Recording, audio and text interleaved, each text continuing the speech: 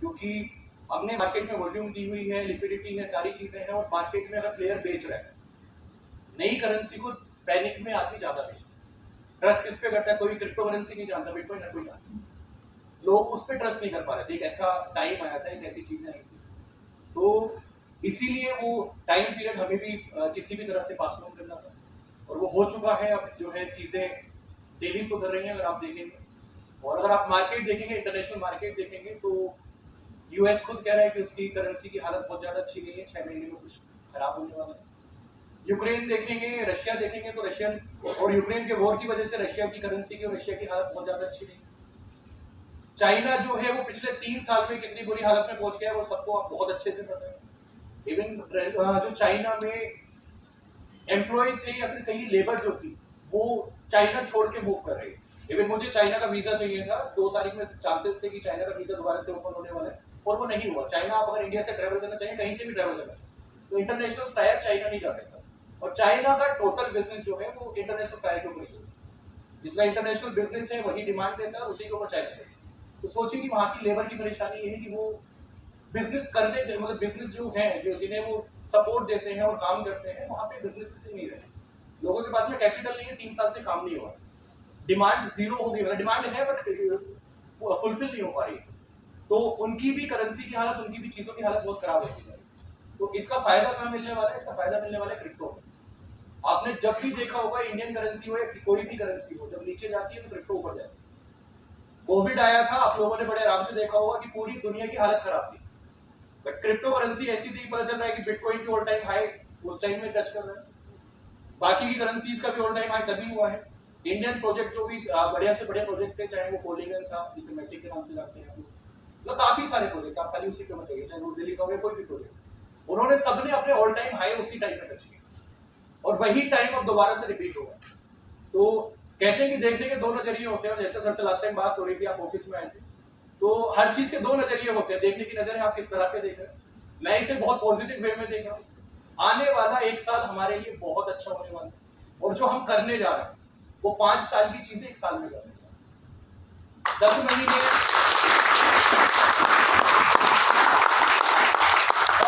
Already हो चुके हैं, 2 महीने पेंडिंग है, और वैसे आप देखेंगे तो 2 साल से ज्यादा हो गए हमें, तो कंपनी जो ये कंपनी ने इसे भी रजिस्टर की हुई टेक्लेट को 1 साल पूरा होने वाला है 4 तारीख को।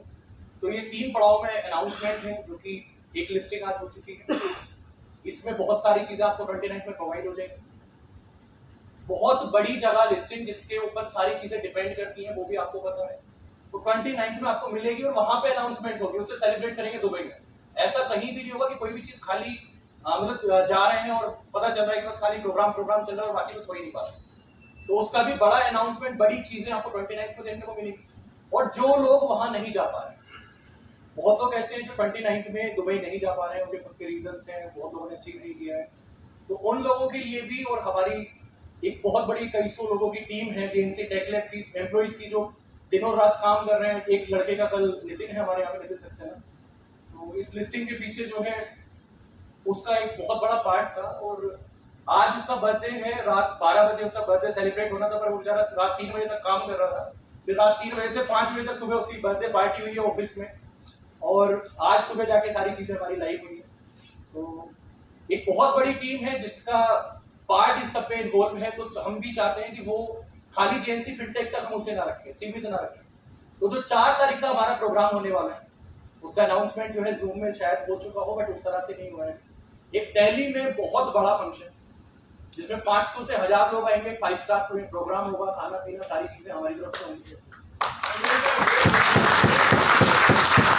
उसमें हमारी जेएनसी टेकलेट की भी टीम होगी जिसकी दिन रात की मेहनत इसमें लगी हुई है, उसमें हमारी जेएनसी फिनटेक की टीम भी होगी जिसकी दिन रात की मेहनत लगी हुई है और बिना सैलरी के लगी हुई है। मतलब आप तो वो वॉरियर हैं जो जिन्हें ये भी नहीं पता कल को मिलना कितना है, और फिर भी आप लोग काम करते हैं। पता नहीं होता जिसके घर जा रहे हैं वहां से पैसे मिलेंगे नहीं मिलेंगे, पर फिर भी एफर्ट लगा के गाड़ी पर तेल लगा के वहां पहुंचते हैं। तो आप लोगों की मेहनत, जेएनसी टेकलैब की मेहनत जो है वो 4 तारीख को जो है एक साथ एक ही प्लेटफॉर्म पे होगी, और हम एक बहुत बड़ा प्रोग्राम करने की तैयारी में है दिल्ली में, जिसे साथ में सेलिब्रेट करेंगे। हमारा 1 साल पूरा हो चुका होगा जेएनसी टेकलैब का, तो एक हमारी कंपनी की एनिवर्सरी आप उसे मानिए, तो एक अच्छा खासा दिल्ली में प्रोग्राम करेंगे, सारी चीजें वहां पे होनी है। 29 तारीख तक बहुत बड़ी जगह पे लिस्टिंग जो आप एक्सपेक्ट करके बैठे हैं, अब उसे बताने का कोई फायदा नहीं है क्योंकि हमारी तरफ से चीजें इनिशिएट हो गई। अब रुकने का हमारी तरफ से कोई बचा ही नहीं है कुछ भी। अब आपको सारी चीजों सुबह से पता है, तो अब चीजें शुरू हो गई हैं। 29 तारीख में बहुत बड़ी लिस्टिंग, 29 में आप वहां पे होंगे, 29 में लिस्ट हो चुका होगा, 31 में उसको सेलिब्रेट कर रहे हैं। इसके बाद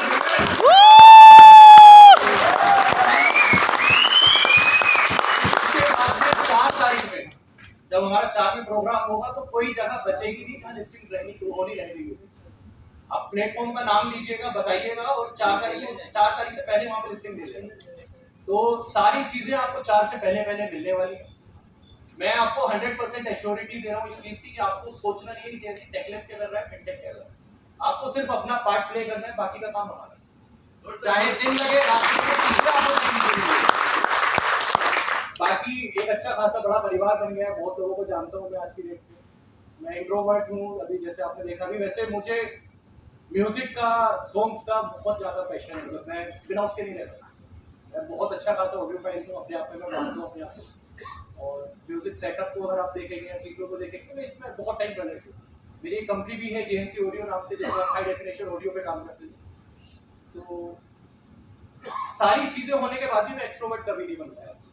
अभी भी आपने शायद देखा, मैं लोगों के सामने उस तरह से रिएक्ट नहीं कर पाता हूँ, बट जेएनसी फिनटेक ने मुझे एक चीज सिखाई कि मैं माइक पकड़ के आपके सामने बोलना सीखूं। मैं में रहना पसंद करता था। अभी थोड़े दिन पहले मुझे ये चीज दोबारा से रियलाइज तब हुई जब मैं लास्ट मंथ 21 को मेरी तबीयत खराब हुई, फीवर था, वोमिटिंग की, बहुत सारी चीजें हुई। और मैं घर में अकेला था, मतलब अकेला नहीं, घर में लोग थे बट मैं अपने रूम में अकेला था। और मेरी मदर आई, वो बार बार इंसिस्ट कर रही कि ये खा ले, ये पी ले, ये कर ले। मुझे परेशानी हो रही थी कि कोई मुझसे बात भी क्यों कर रहा है। तो फिर बाद में मैंने बैठ के रियलाइज करा कि जेएनसी फिनटेक ने मुझे वो सिखा दिया कि मैं सीख ही नहीं सकता था। मतलब मैं लोगों से मिलना, इवन घर वालों से मिलना पसंद नहीं करता एक टाइम तक, कि मैं अपनी प्राइवेसी अलग रखता था और चीजें अलग रखता था। पर्सनल लाइफ और प्राइवेट लाइफ मेरी, मतलब उसमें बहुत बड़ा गैप है। और जेएनसी फिनटेक ने सिखा दिया कि अगर मेरे केबिन में भी कोई आके बैठ रहा है तो मैं उसे प्रॉपर एंटरटेन करता हूँ, अच्छे से बात करता हूँ, चीजें बड़ी अच्छी खासी होती है। मतलब ये फिनटेक ने सिखाया, उससे मैंने मेरी लाइफ में नहीं।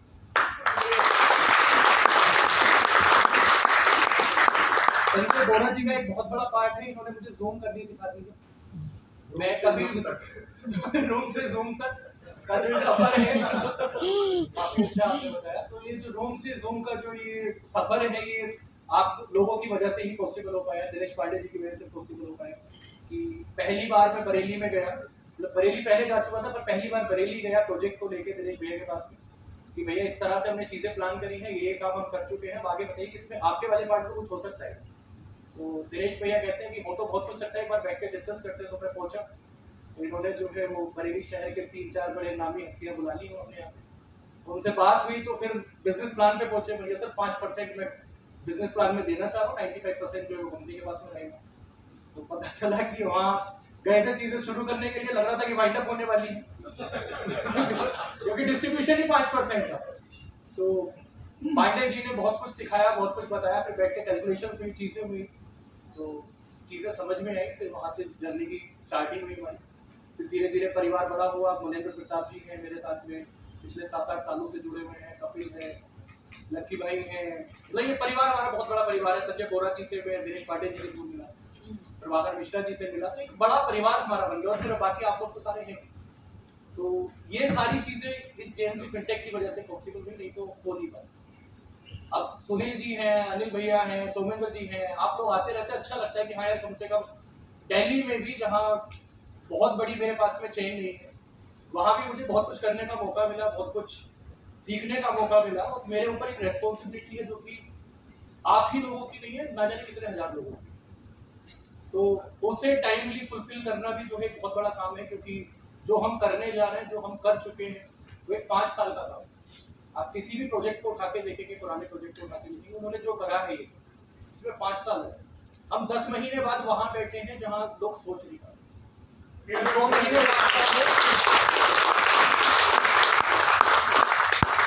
महीने बाद का वो एक्सपेक्ट करके बैठे हैं, जो लोग 5 साल बाद भी आज भी नहीं सोच रहे हैं कि उतना भी हो पाया कि नहीं हो पाया।